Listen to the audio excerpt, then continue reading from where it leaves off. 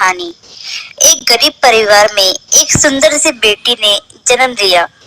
बाप दुखी हो गया कि बेटा पैदा होता तो कम से कम काम में तो हाथ बिटाता। उसने बेटी को पाला जरूर, मगर दिल से नहीं। वो पढ़ने जाती थी तो ना ही स्कूल की फीस टाइम पर जमा करता और ना ही कॉपी किताबों पर ध्यान देता था। अक्सर दारू पीकर घर में कोहराम मचाता था। उसकी लड़की की माँ बहुत अच्छी और बहुत भोली भाली थी। वो अपनी बेटी को बड़े लाड़ और प्यार से रखती थी।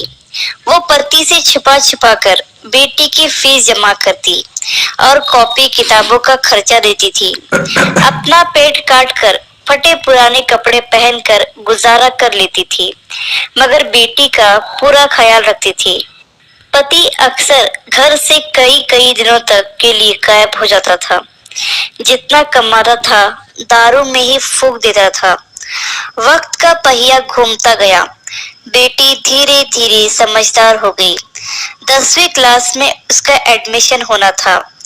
माँ के पास इतने पैसे न थे कि जो बेटी का स्कूल में दाखिला करा पाती। बेटी डर डराते हुए पापा से बोली, पापा मैं पढ़ना चाहती हूँ, मेरा हाई स्कूल में एडमिशन करा दीजिए।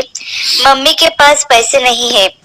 बेटी के बात सुनते ही बाप आग बबूला हो गया और चिल्लाने लगा और बोला, तू कितनी भी पढ़ लिख जाए, तुझे तो चौका चूल्हा ही संभालना है। क्या करेगी तू ज्यादा पढ़ लिख कर। उस दिन उसने घर में आतंक मचाया। वो सबको मारा पीटा। बाप का व्यवहार देखकर बेटी ने मन ही मन में सोच लिया था कि अब वो आगे की पढ़ाई नहीं करेगी। एक दिन उसकी माँ बाजार गई। बेटी ने पूछा, माँ कहाँ गई थी। माँ ने उसकी बात को अनसुना कर